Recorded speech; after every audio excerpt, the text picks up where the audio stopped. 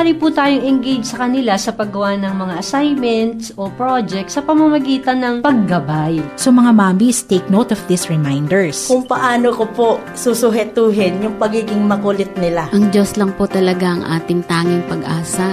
Huwag po tayong gumive up. Ang programang inyong kaagapay sa paghubog ng mga pusong ina. Moms at Heart.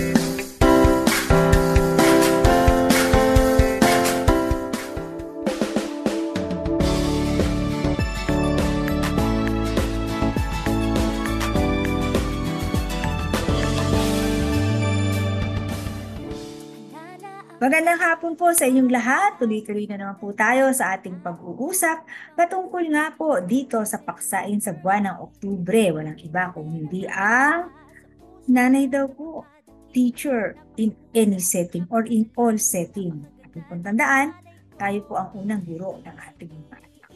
At sa panahon na ito, meron tayong mga makakasama, mga makakasaperbida na yung iba sa atin pong mga muntahan patungkol sa Filipino teacher. Ayan. Kasi medyo bibigyan po natin ng highlight tuon ang atin pong mga guro na nagbibigay po ng kamalayan at pagsasaliksik patungkol po sa ating wikang Filipino.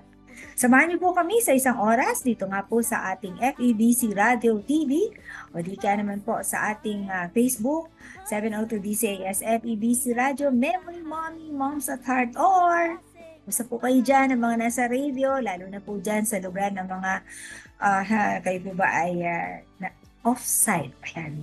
Walang wifi pero meron tayong radio 702 DCAS AM Band. At nang yan, dahil sa ating pagiging miyembro sa Kapisanan mga Broadcaster ng Pilipinas. Ito po inyong Mami Besseries at nais ko nang i-welcome ang ating makakasama mula sa Komisyon sa Wikang Pilipino. Magandang hapon sa iyo, Sir Ervin. At salamat sa pagpapaunlak mo na magkaroon tayo ng panayam patungkol dito sa parangal sa mga gurong Pilipino mula sa inyong tanggapan na KWF. Ayan. Pero paliwanag mo muna, ano ang KWF? Ano ba itong komisyon na ito? So, KWF po yung Komisyon sa Wikang Filipino po. Kami po ay isang ahensya ng gobyerno. At isa kami sa mga cultural agencies ng Pilipinas. At kami po ang nag-iisang nakatuon lang sa wika. So, di ba meron po tayong NCCA, meron tayo sa NHCP, sa S3. So, yung KWF po, kami po yung nakatuon sa pangangalaga at pagpapaunlad ng mga wika mula po sa wikang Filipino na wikang pabansa, papunta po doon sa iba pa nating mga wika sa Pilipinas. So ang tuon ay tungkol sa wikang Filipino. Yan nga yung bago ngayon kapag salita, F daw, Filipino. Kapag tayo, yung tao, Pilipino kasi Pinoy, di ba? Pero bihira pa rin hindi pa rin maraming nakakaalam nito, Yung pa rin ang ginagamit, nagkakabali-baligtad sa P at saka sa F. Na tao pala si P at ang F ay ang ating salita. Ayan.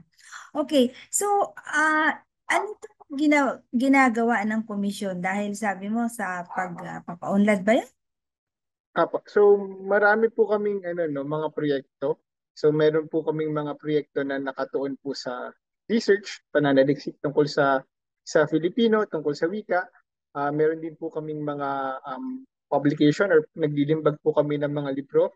Hindi lang po sa Filipino, pati po sa iba-ibang wika. So meron din po kami sa Cebuano, meron din po sa Ilocano at iba pang mga wika. At syempre po meron din po kaming mga proyekto para po sa paghihikayat ng pagpapatuloy ng pananaliksik, para po mahikayat din yung mga guro natin sa Filipino na sinusubukan din po namin silang parangalan. So may mga iba-iba po kaming gawad. So meron po kami para sa mga manunulat, para sa mga mananaliksik, at meron din po kami para sa mga guro na nagtuturo po ng Filipino. Naku, napakaganda pala ng inyong mga ginagawa dyan sa komisyon. At ang isa pa, dahil ngayon ay buwan, di ba, ng ating mga guro, kamakailan nga lamang ay nag-celebrate ng World's Teachers Day, di ba? So ano yung sinasabi mo na tama ba yung aking narinig na meron kayong pinarangalan ng mga guro sa Pilipino? Opo. So, taon-taon po ay nagbibigay po kami ng tinatawag naming gawad sa Ulirang Guro sa Filipino. Um, at nitong ano po no, nitong nagdaan na Lunes, nagbigay October 4, nagbigay po kami ng gawad sa 7 guro sa Filipino. Okay. Narinig ko yung salitang ulirano. Para sa kaalaman ng ating mga, alam mo na, lalo na yung mga bata ngayon, ano, at yung hindi masyadong sanay sa talagang mga malalalim na salitang Pilipino. Madalas kasi naririnig yung uliran, di ba? Ulirang ina, ngayon, ulirang guro. Ano ba pinakasimpleng pagpapaliwanag sa salitang uliran? Siguro yung isa pong malapit na salita sa English ay yung model. So pag sinabing ulirang ina, ulirang guro, ito po yung mga tao na nagpapakita ng katangian na gusto nating gusto nating makita or gawin din or makuha ng ibang mga tao. So ito po yung mga model o mga modelo natin na gusto nating gayahin ng mas marami pang mga Pilipino. So pag sinabi pong ulirang guro, ayun nga po, parang nagpapakita sila ng mga katangian na gusto nating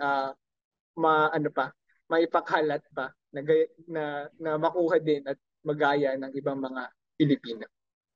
Umingiti ako kasi syempre hindi pala pwedeng sabihin yung ulirang huwaran, di ba? Kasi parang ulit-ulit. Kasi sabi mo yung huwaran ay isang pagpapakahulugan na ikaw ay pwedeng gayahin, no? Kaya Opo. pag pinagsama pala si uliran tsaka si huwaran, parang sobra-sobra na itong angat, di ba, no? Okay. Sabi mo meron kayong 7 na pinarangalan na ulirang mga guro. Ano yan? Sa buong Pilipinas ba yan? Mula o dito lang sa ating sa NCR? Saan galing? Buong Pilipinas po, parang meron po tayo dito sa Luzon at meron din po tayo sa Visayas at meron din po pati sa Mindanao. Okay. So, pero doon sa mga nanalo, lahat din ba doon meron? O sa ibang lugar ay wala tayong nakuhang nanalo? Ngayong taon po meron po tayong nakuha na Luzon, Visayas, Mindanao. So meron pong mga taga Pampanga, sa Mindanao po meron sa Butuan, may ilan pong taga Cebu at isa pong taga Leyte. Ayan, ako so well distributed pala, no? Merong kanya-kanyang representative ang bawat region dito sa atin yung ating tatlo lang, no? Luzon, Visayas at Mindanao. Pag region, mas marami pala yun, di ba, no? Ako talagang marami tayong mga kailangang ituwid, no, sa ating kaisipan at paggamit ng mga salita sa ating wikang Pilipino. Natawag lang yung pansin ko doon sa lawak nung inyong ginawa na pagkakaroon ng ito siguro ay pagsasaliksik Paano ito ginawa? Bigyan mo nga kami ng pamamaraan. Ano ba to? Nag-survey kayo, nanghingi ng whatever. Kasi buong Pilipinas ang lawak. So, ang nangyayari po, simula po ng mga taon, nagpapatawag po kami ng mga interesadong lumahok at mga nominasyon po. So, nangangalap po kami ng mga nominasyon o mga application mula sa buong Pilipinas. Tapos, usually po, nakakatanggap kami ng higit sa 100 kada taon. At mula po doon sa mga yun, sinasala po namin hanggang makakuha po kami ng lumalabas po na ulirang guro. Ang dami pala, 100. Tapos ilan lamang dapat ang kukunin ninyo sa 100 na yun? Wala po kaming limit, no? Parang hindi po kami nagbibilang kung ilan. So, kasi nga po parang hindi po ito pagalingan. Kumbaga hindi ito yung top teacher sa taong 2022, kundi meron po kaming mga criteria na tinitignan. Tinitignan namin sino doon sa mga nagsumite yung nakaabot sa antas na yon ng kahusayan po at ng pagiging uliran. Ayun. So sa makatwi dyan sa 100 na mga nagpasa ng kanilang pagnanais na sila ay sumali dyan sa inyong patimpalak ay kung halimbawa meron kayo nakita ng mga 20, bibigyan lahat yun ng award. Pwede po ang kahit mas marami po kung talaga pong deserving sila, Ah, ibibigyan naman po namin. mm. Sa ngayon, ilan yung mga nakuha ninyo na nanalo dito? Yung ngayong taon nga po nakakuha kami ng 7. Actually, no nakaraang taon po ay nakakuha kami ng 5. Um, Mm. Madalas po naglalaro ito sa 10. Siguro po Mm. pinakamarami yung 15. Nung pinakauna po actually namin paggagawad nung 2014 ay yun po ata yung pinakamarami at nakakuha po kami ng mga 40 o 40 ulirang guro. So, ito pala ay nagsimula nung 2014, tama? 2014 po. Opo, Okay. 2014. So, parang nakaka-8 taon na siya. Opo, Tama, opo. 8 taon, oo. At sabi mo nga, dung una, ang dami yung nakuha. Tapos ngayon, 7, minsan may 5, no? 10. Ganyan. So, iba-iba, no?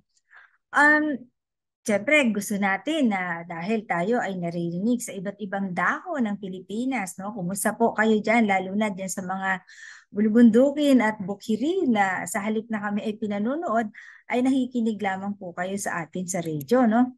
So, kumusta po kayong lahat dyan dahil gusto po namin na kayo ay mabigyan, no, ng kaalaman. Malay nyo, kayo ay isang araw sumali din dito. Ano naman ang mga tinatawag nating iba't ibang tinitingnan, no, sa criteria, ika nga, upang makasali naman dyan?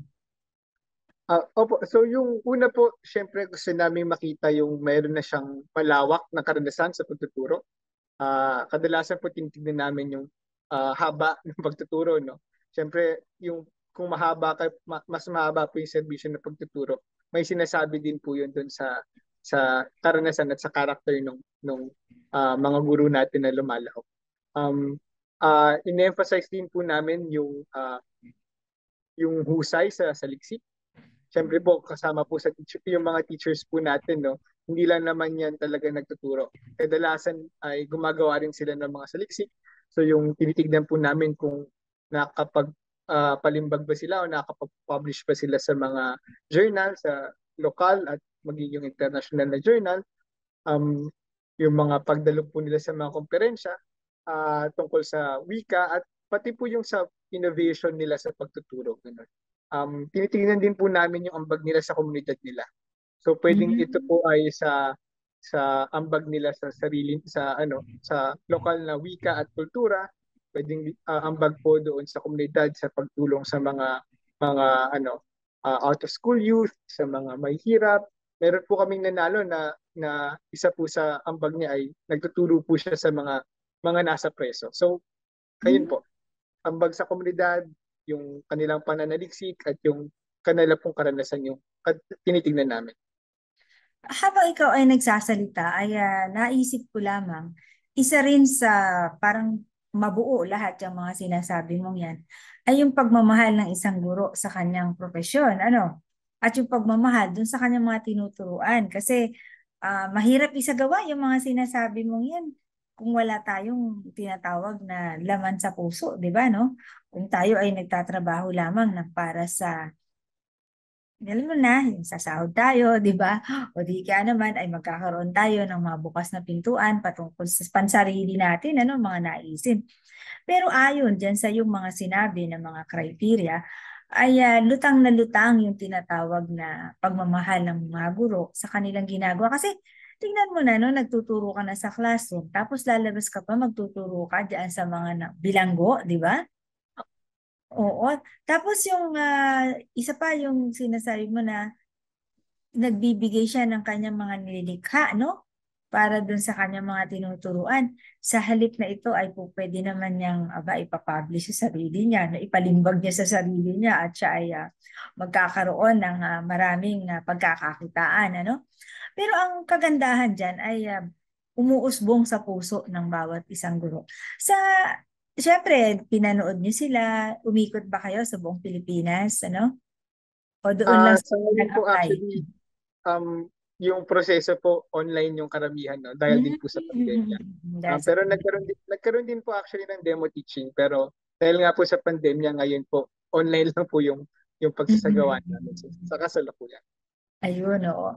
At sa inyong panonood sa kanilang online ay nakita rin ninyo yung kanilang mga pamamaraan ng pagtuturo. Ayan, isa rin yun, ano? Naku, nakakatuwa, no? Sa akin, so siguro pwede nating bumuo tayo ng isang sunod-sunod na bahagi, no? Para natin higit na mailarawan yung ating pinag-uusapan. So mga mamshis, no? Maganda po pala kung kayo ay may mga kakilala o baka kayo po mismo ay Filipino teacher na ngayon ay naka-tune in or nanonood sa amin. Abay, naisin niyo po na iangat, no? Ang inyong mga paraan ng pagtuturo at maging kasali dito sa bibigyan ng parangal sa mga susunod na taon. Baka kapos na kung next year. Pero dahil sabi mo nga, tinitingnan yung haba, no, ng pagtuturo. Okay, medyo gusto ko lang din namang buuin yung aking pagtatanong sa'yo.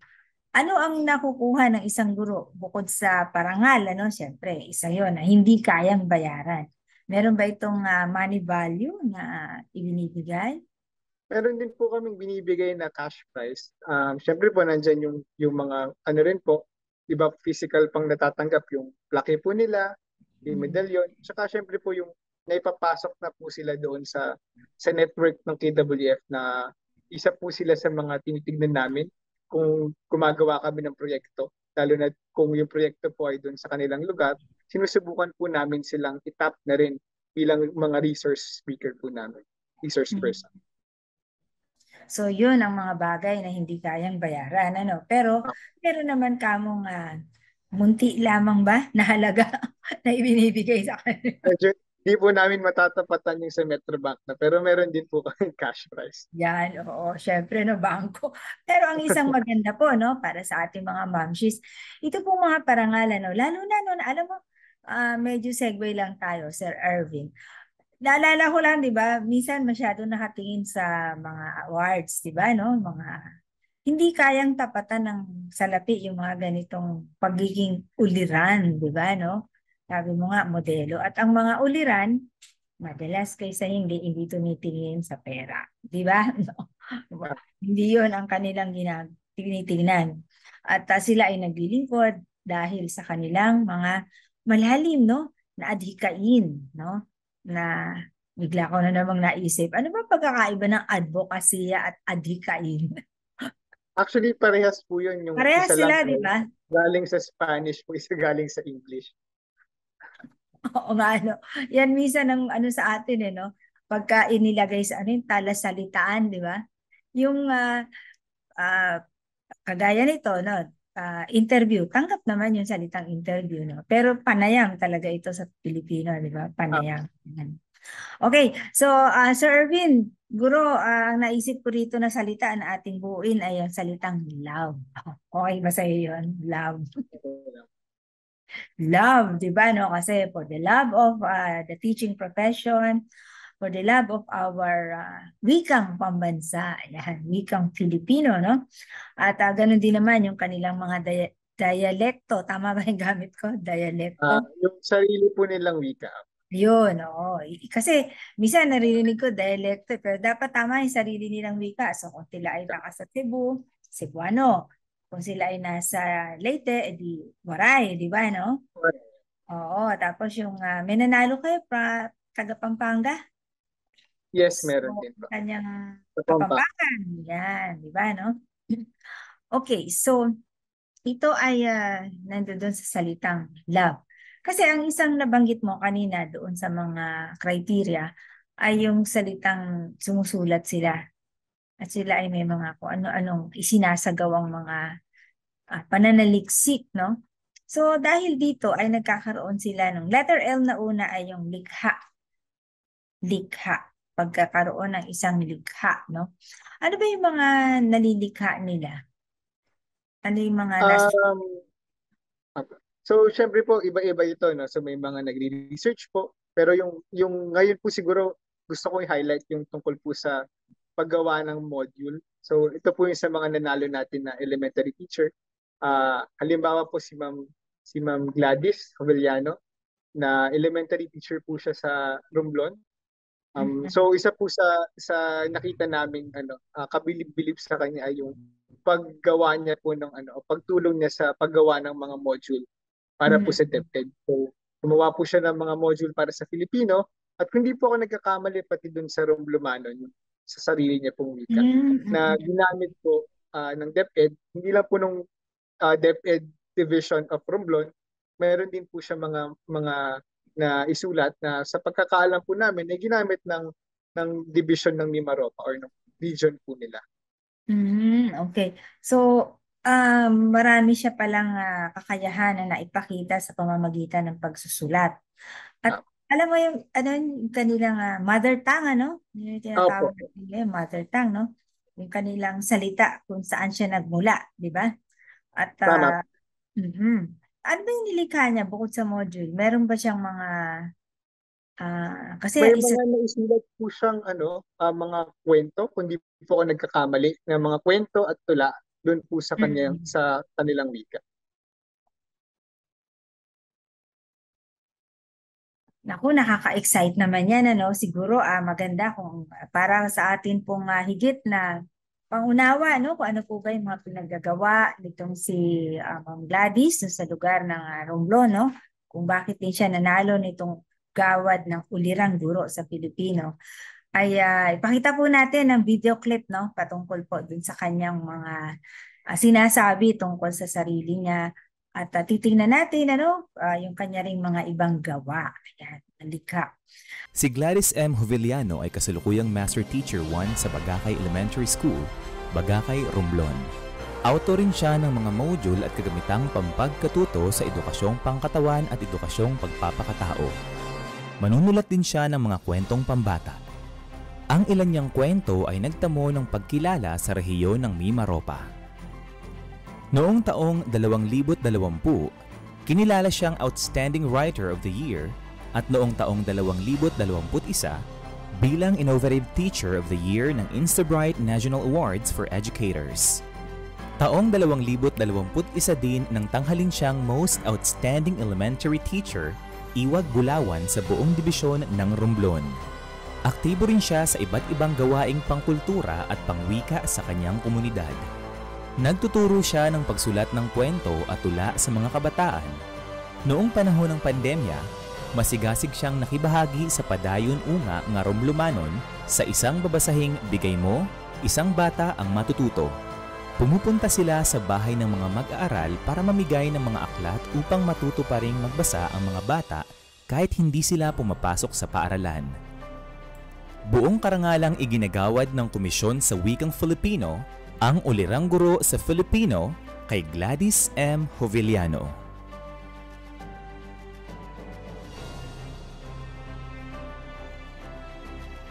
Palagi po nating piliing balikan kung saan tayo nagsimula. Kung alam po natin kung saan tayo nagsimula, hindi po tayo maliligaw, hindi po tayo mawawala.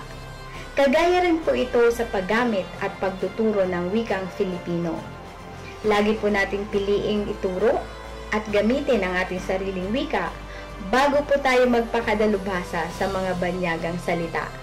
Ako po bilang guro sa unang baitang, advokasya ko po na turuan at itanim sa murang isipan ng mga kabataan ang pagbasa ng mga salita na nakasulat sa wikang Filipino bilang unang hakbang nila sa kanilang pagbasa. Sa pamamagitan po ng sariling gawang aklat, kayang-kayang tawirin ang ilog, dagat, bundok, sapa. Marating lamang ang mga lugar na kung saan nandoon ang mga magulang, guro at mag-aaral at mabigyan sila ng mga babasahin na magiging gabay nila sa kanilang pagbasa. Ako po kasama ng mga guro at ng ibang mga kasamahan, masisipag na kasamahan at ng mga taong may mabubuting puso na tumutulong sa programa, ay hangad po namin na sana balang araw wala ng batang hindi marunong magbasa. At bilang ulirang guro sa inyong harapan ngayon, ipinagmamalaki ko po na ako ay nagtuturo ng wikang Filipino na naging bangko upang marating ang rurok ng tagumpay na kung saan nandun ako ngayon. Magtulungan po tayo, iangat natin ang isa't isa. Tulungan po natin kahit ang pinakamaliit na programa sa ibaba, kung ito ay makatutulong upang mapalaganap ang ating sariling wika. At lagi nating tatandaan sa bawat gagawin natin ito ng may buong pagmamahal.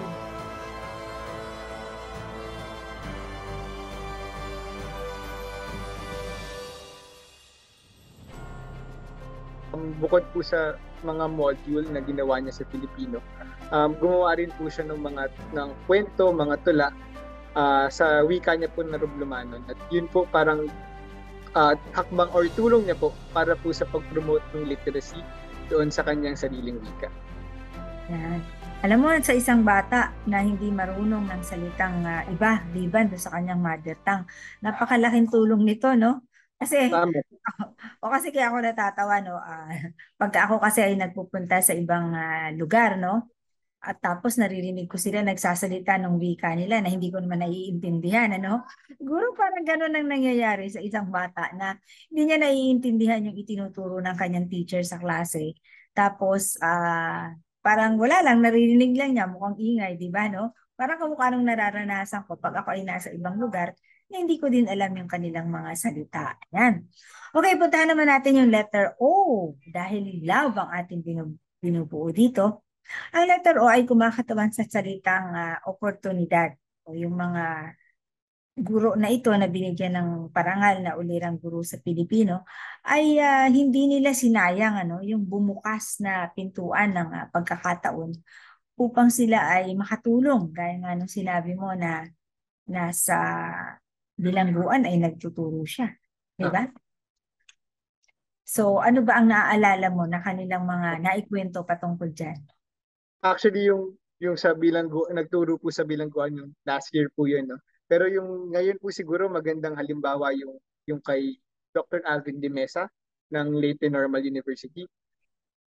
So siya po ay nagtuturo dun sa mga out of school youth ng Tacloban. So isa po yun sa nakita namin kabilib-bilib din na naglalaan sila ng oras nila.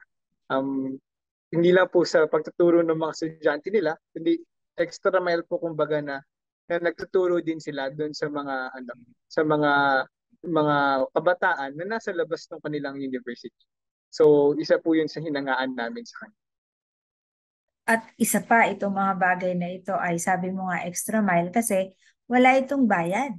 Talagang bukal sa puso, no?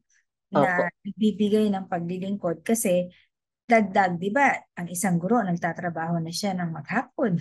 Malamang yan, mga oras, gagawa pa ng lesson plan, kung masipag talaga siya. Hindi yung mga sinaunang lesson plan. Kasi kaya ako natatawa, halimbawa, 10 taon ka nagtuturo, yun pa rin ang lesson plan mo, parang hindi naman yan nababagay na uliran. So, ang ating pinag-uusapan dito, sa kabila nang siya ay gagawa pa ng leksyon, At alam mo, yung pagtuturo sa out-of-school youth, iba yung pamamaraan doon kaysa doon sa kanya. Tama po. Iba po yun siyempre iba po yung method nila doon sa pagtuturo ng mga konti o mababa po yung pinag-aralan. Kaysa, syempre po kasi nagtuturo po siya sa college. So, ibang-iba po yung pagtuturo doon sa mga nasa college na. At ang isa pa doon na challenge din, itong mga out-of-school youth na to, hindi lamang yung ibang pamamaraan, kung hindi pati mga nilalaman ng isip nito ay iba rin.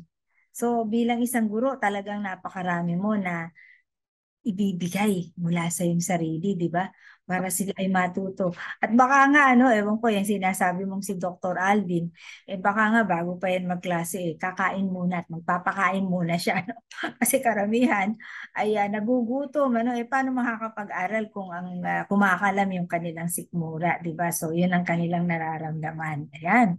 Naku, nakakatuwa naman, bukod dito sa naalala mo si Dr. Alvin de Mesa sa kanyang pagbubukas ng pagpasok sa nakabukas na pintuan. Ano pa ba yung mga iba? Kasi yung halimbawa yung sa ibang lugar, sa lugar halimbawa ng yung taga Mindanao, ano ang kanyang ginagawa naman? Patungkol si Ma'am Warren Nervelti po, parang ano rin po, aktibo din po siya doon sa paggawa din po ng mga materyales nung sa kanilang division. So yung mga sulat niya po ay hindi lang po ginagamit sa klase niya, kundi ginagamit din po sa ibang schools po, sa ibang DepEd schools doon sa kanilang lungsod po. Okay. So siya naman ay nag-share yung kanyang namahagi ng kanyang ginawa na module. Okay. Liban doon sa ito bang mga guro na ito, naisip ko lang kasi itong bukas na pamamaraan ng kanilang pag-abot para maibahagi yung pagmamahal dito sa ating wikang Pilipino. Hindi ito namalagi sa kanilang mga classrooms, Nakita nyo rin ba yon? Na sila ay lumalabas? Actually, may trend po yan na yung mga nagagawaran po namin ay parang meron silang mga dagdag na proyekto, na gawain, na lumalabas po sila doon sa sarili nilang silid-aralan para po magturo. So, si Ma'am Warren nga po, kagaya na nabanggit natin ay tumutulong din po siya doon sa literacy program doon sa kanilang lugar. Na hindi lang po siya nakafocus dun sa mga sarili niyang estudyante, kundi tumutulong din po siya sa pagtuturo ng pagbabasa sa iba pang mga bata po. Yan, nakakatuwa naman, Sige, bago tayo magpatuloy sa ating pag-uusap-usap ay tawagin ko muna ang isang magaling mag-Pilipino. Ito ay si Mami Weng Del Rosario. Siya ay ating tawagin para sa dagdag paalala sa ating tagahubog sa pusong ina ang kanyang heartbeat portion. Mami Weng. Heartbeats. Heartbeats. A heart that believes in the Spirit. Purihin ang Diyos sa panibagong Sabado na ipinagkaloob sa atin. Tayo ng mga ina ang tinaguri ang unang guro at the best guro para sa ating mga anak. At ang pagtuturo sa kanila ay higit na mas malalim kaysa sa pagtuturo sa loob ng paaralan. Ang paghuhubog sa kanilang karakter ang unang layunin natin na maituro sa kanila. Buksan ang kanilang kaisipan sa pagiging makabayan sapagkat dito mag-uumpisa ang magkaroon ng tamang puso sa pakikipag-ugnayan sa kapwa Pilipino at ang pagpapahalaga sa ating lipunan. Sa murang edad ng mga bata, napakahalaga po na unang ituro sa kanila ang paggamit ng sariling wika bago ang ibang wika. Bakit nga ba natin kailangang ituro ito? Sapagkat ang pakikipag-usap ng ating mga bata ay hindi lang po limitado sa loob ng tahanan, ito ay malawak. Halimbawa na lang sa pakikipagtalastasan nila sa kanilang kaibigan at mga kalaro. Ito rin po ang nagpapakilala sa kanila ng pagmamahal sa ating bayan at sa yaman ng ating kultura. Maliban po dyan, ang ating wika ay isang matatag na instrumento na maaari nating gamitin sa pag-unawa sa maraming bagay tungkol sa ating mga Pilipino. Hindi po ba't kay sarap pakinggan ang paggamit ng ating wika sa pakikipagtalastasan sa iba? Ang sarap ng kwentuhan at nama ang pagmamahal sa bayan. Tunay nga ang paggamit ng ating wika ay isang matibay na pagkakakilanlan nating mga Pilipino. Ito nga po ang nagbubuklod sa atin sa ang dakuman ng mundo. Sabi nga, ang wika ay kaluluwa at salamin sa pagkatao ng isang bansa. Kaya mga mamshis, linangin po natin sa kanila ang pagpapahalaga sa sariling wika sapagkat ang ating mga kabataan ang pag-asa ng bayan. Sila rin po ang magpapasa nito sa mga susunod pang henerasyon. Karangalan na way makamit nila dahil sa mataas na pagpupugay sa ating bansang sinilangan. Naway patuloy na magkaroon ng maayos na tibok ang pusong ina para sa ating Panginoon. Mami Weng po para sa Heartbeats. Heartbeats. Heartbeats. A heart that believes in the Spirit. So, nagbabalik po ang ating programang Moms at Heart. Ako pa rin po ang inyong Mami Beserios. At kung nagugulat po kayo, may kasama po akong isang kalalakihan dito. Hindi po to represent the fathers, Kung hindi siya po is representing niya yung komisyon, KWF para sa ating wikang Pilipino. Yan. Komisyon sa, tama ba? Komisyon sa wikang Pilipino. Sa wikang Pilipino. Si Sir Ervin. At amin pong binibigyan ng pagtatalakay sa panahon na ito ay ang mga gurong uliran. Ayan. Ulirang guro dahil sila po ay nagbigay ng napakaganda pong contribution, no, sa ating pong wikang Pilipino sa pamamagitan ng kanilang pagiging Filipino teachers. Ayan. At dahil ang lahat ng mga nanalo sa patimpalak na ito ay kitang-kita ang kanila pong pagmamahal, hindi lamang sa kanila pong profession, kung hindi pagmamahal dun sa kanila pong mga pinangungunahan ba o mga lugar kung saan sila ay naroon. Kaya ang amin pong binubuo ni Sir Ervin ay ang salitang love. L-O-V-E. Ayan. Pero ito po ay kumakatawan sa likha. Kaya likha ang mga guro na ito ng mga sulatin, babasahin, aklat sa unang hakbang sa pagbasa, di ba? Para yung ating mga bata ay matuto na magbasa sa kanilang murang edad. Kasi lalo na nga po, puro gadget ang inaatupag ng ating mga bata. So maganda po kung sila ay matututo na magbasa. At kanina po ay letter O, yung ating opportunity o sila rin ay alerto, no, sa mga nakabukas na pintuan upang sila po ay makatulong, mas maging kagamit-gamit po sa kanilang mga pagtuturo sa wikang Pilipino. Okay, ngayon naman ay tutunguhin natin ang salitang value or letter V sa word na love. Ito naman yung mga bagay na kanilang pinapahalagahan. So Sir Ervin, sino ba ang nasa isip mo patungkol dyan sa values? Opo. So siguro maganda pong i-highlight natin dito yung yung ginawa po ni Ma'am Alma Bautista, na siya po ay high school teacher sa Mabalacat, Pampanga. So isa naman po sa nagustuhan din namin sa kanya ay yung kanya pong pagpapahalaga doon sa hindi lang po sa Filipino or sa wikang Filipino, kundi pati po sa sarili niyang wika na Kapampangan. So syempre po Filipino teacher, may mga sinusulat po siya sa Filipino, pero nagpapakita rin po siya ng kanyang pagpapahalaga at pagmamahal doon sa kanyang sarili pong wika.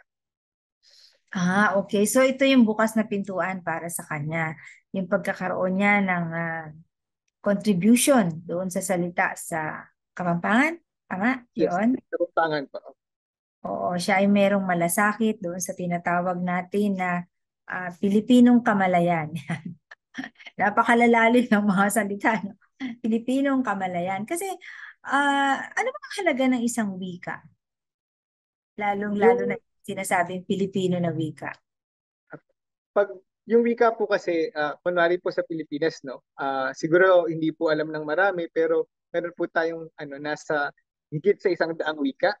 So ang bilang po namin dito sa KWF ngayon ay nasa around 130 na, no. So mahalaga po yung mga wika na ito dahil nagiging po ito, no, parang imbakan po ng kaalaman, ng karanasan, ng kultura ng iba-ibang mga grupo sa Pilipinas. At syempre po nandun na rin po yung pinapahalagaan po natin yung wika dahil parte po yun ng karapatan ng mga tao na pahalagahan at magamit yung kanilang mga sariling wika. So hindi natin pwedeng iwalay si wika doon sa katauhan, di ba?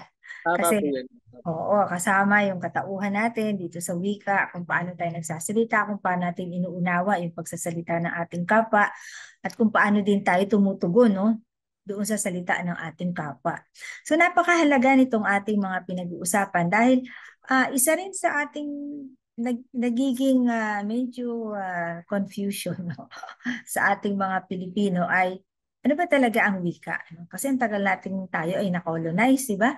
So, ang wika natin, lahok-lahok, di ba? Minsan English, no?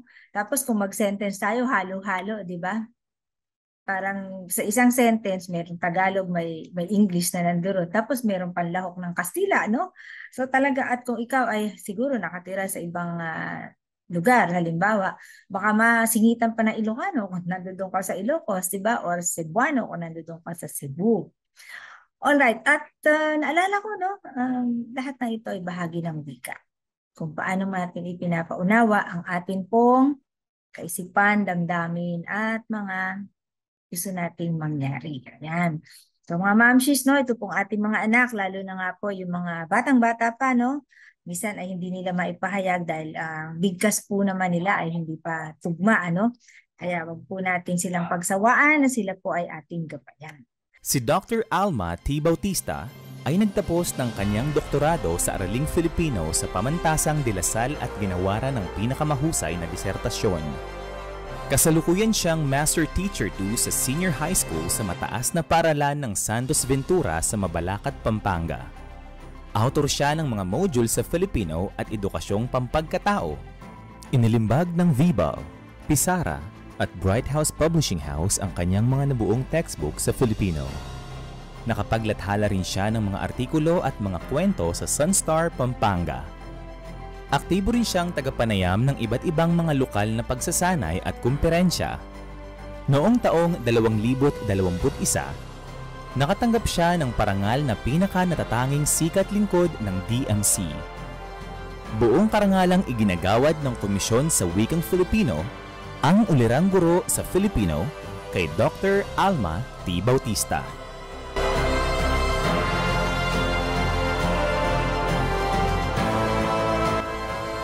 Ang pagkilala, pagtanggap, pagpapahalaga, pagtuturo at pagkatuto ng sa Filipino at mga wikang katutubo ay pagmamahal at malasakit sa Pilipinong kamalayan na siyang lalong nagbibigay ng sustansya, kulay, halaga at pakahulugan sa tunay na kaakuhan o identidad natin bilang mga Pilipino. Maraming salamat po sa Komisyon sa Wikang Filipino sa pagpili sa akin bilang isa sa mga ulirang guro sa taong ito. Ang pagkilala at papuri ito ay aking inaalay sa mahal na Panginoon.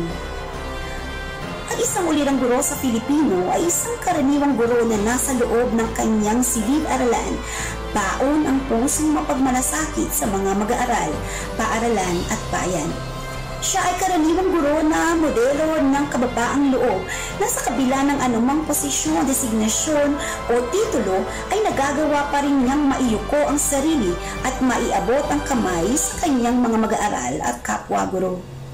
Nagsisilbi siyang modelo ng inspirasyon at motibasyon sa mga taong nakapaligid sa kanya. Positibo niyang tinatanggap ang lahat ng hamon, may pandemya man o wala.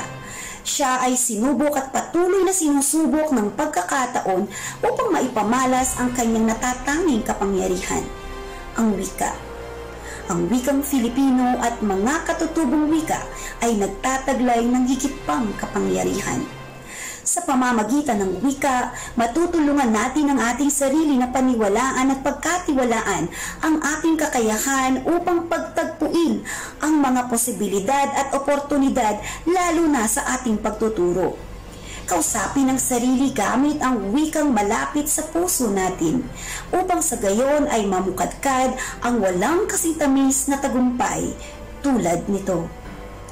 Siya, ako, ikaw, tayong lahat ay iisa. Mga ulirang guro sa iba't ibang pamamaraan.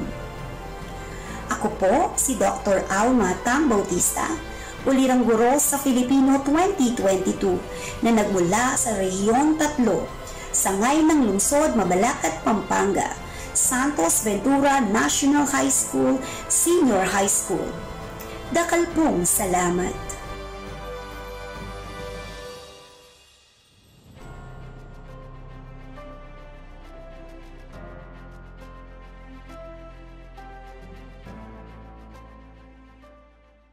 Okay, sa panghuli ay pagkatapos nitong ating ipakita ang video naman ni Ma'am Alma, no, sa kanyang mga gawain, ay tunguhin natin yung huli sa ating love. No, enthusiasm or yung gana, no? Ito, dito sa mga guro na ito, no, habang kayo ay nanonood sa kanila, parang wala silang kapaguran. Madami silang mga ginagawa. Bakit natin nasasabi na ganun? Sobra silang sipag.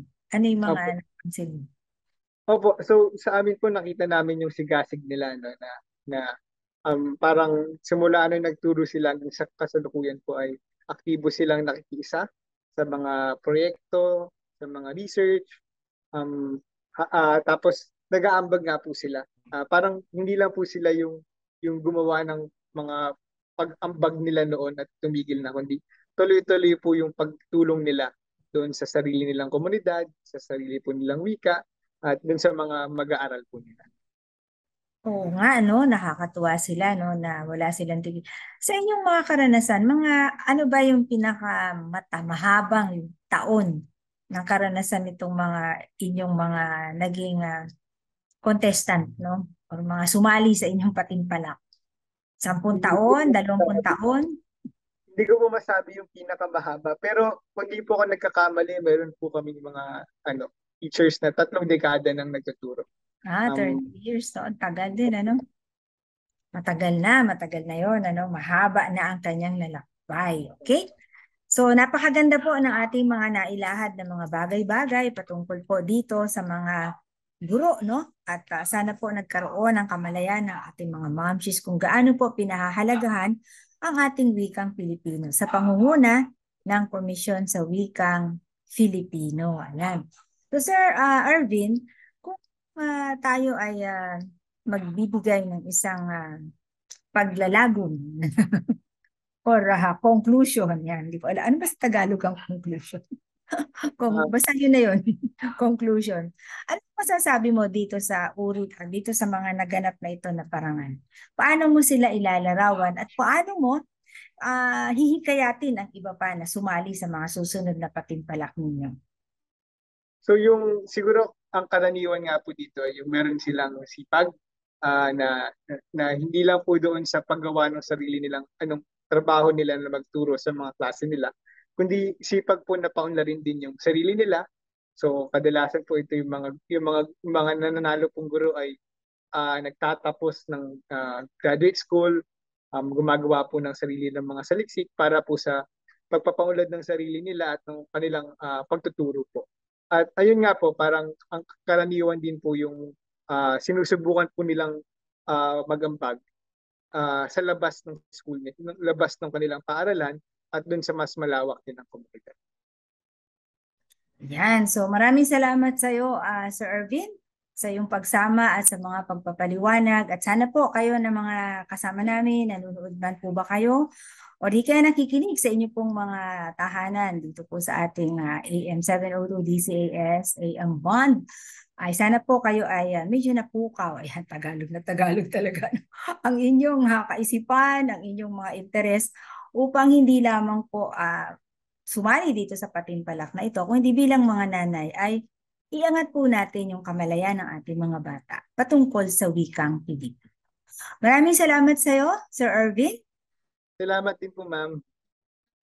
Yan, sana nga po tayo mga momshies ay nakapulot ng mga bagay-bagay na naibahagi sa atin patungkol nga po dito sa ating wikang Pilipino at kung paano po nagbibigay ng halaga ang ating komisyon sa wikang pambansa o sa wikang Pilipino upang sila po ay magbigay ng encouragement, motivation sa ating pong mga teachers sa Filipino. Hindi po tayo magtatapos sa ating programang Moms at Heart dahil para higit na mahubog ang ating mga pusong ina sa mga bagay-bagay po na ating naibabahagi dito ay tayo po ay mananalangin. Para sa panalangin, pangungunahan po tayo ng isang Praying Moms at Heart all the way dito po sa ating NCR chapters, none other than si Mami Joanne de la Puente. Salamat, Panginoon, sa hapong ito, sa katatapos na programa, Panginoon, ng Praying Moms at Heart. Salamat, Panginoon God Lord, sa programang ito na patuloy, Panginoon God Lord, na nagbibigay, Panginoon God Lord, ng mga ideas, Panginoon God Lord, na mga kaalaman para po sa pagiging mabuting magulang, Panginoon God. Dalangin ko, Panginoon God Lord, na patuloy niyo itong pagpalain at maging, Panginoon, si Mami Bessie, na patuloy niyo pong ginagamit, Panginoon God Lord. Hayaan niyo na patuloy niyo pong, Panginoon God, bigyan ng kalakasan na nagmumula sa inyo at patuloy ko, Panginoon, pinapanalangin, Panginoon God Lord, na nawa, Panginoon God, sa panahon ngayon, Panginoon God Lord, na kung saan ang mga magulang ay binibigyan, Panginoon God Lord, ng opportunity na makapagturo, Panginoon God Lord, sa kanilang mga anak, Panginoon God Lord, nawa, Panginoon, grab nila ito, Panginoon God Lord, sapagkat ang buhay, Panginoon God, ang kapanahunan ngayon, O God, ay pasama ng pasama at sa pamamagitan nito, Panginoon God Lord, ay personal na maturuan ng mga magulang, Panginoon, ng tamang pag-uugali ugali ng tamang, Panginoon God, pagdidesisyon ang mga bata, Panginoon, at the same time, Panginoon God, Lord, na patuloy sila makapag-partnership, Panginoon God, Lord, sa mga guro, Panginoon God, Lord, sa eskwelahan, at hayaan niyo po, Panginoon God, Lord, na patuloy niyo rin pong hubugin ng mga magulang na maging isang pagpapala, Panginoon, sila sa kanilang mga anak. Panginoon, salamat, O God, Lord, sa mga guro, Panginoon, O God, Lord, na matunay na guro, Panginoon God, Lord, na nag-aral upang patuloy, Panginoon God, Lord, magbigay na kanilang oras, Panginoon, sa mga batang ito, at ganoon din po, Panginoon God, Lord, ang mga magulang, Panginoon God, Lord, na ngayon ay isa na rin pong guro, Panginoon. Salamat, O God, Lord, patuloy, Panginoon God, Lord, namin kayong gino-glorify, Panginoon God, Lord, patuloy po namin, Panginoon, binibigay ang lahat, Panginoon, O God, Lord, ng papurit pasasalamat sa tanging pangalan ni Jesus. Amen. Maraming salamat sa iyo, Ma'am Shi Joanne, at sana nga po kayo ay sumali dito nga po sa ating Praying Moms at Heart, kung saan ang mga bagay-bagay po, dahil ito po ay isang focus prayer group, hindi po tayo nagpe-pray ng kung ano-anong bagay. Dalawa lang patungkol sa ating mga nanay, kung paano magliliwanag ang ating pong papel sa ating tahanan, at ganoon din naman, paano tayo magiging nanay sa ating mga anak at panalangin para sa ating mga anak. Yan po ang tuon dito sa ating Praying Moms at Heart. Kaya po sana ay sumali po kayo at mag-message lang po kayo at ipapadala ko po sa inyo kung paano po ang paraan ng pagsali dito nga po sa ating kakaibang prayer group. Ayan. So, yan po ang ating kabuuan ng ating programang Moms at Heart.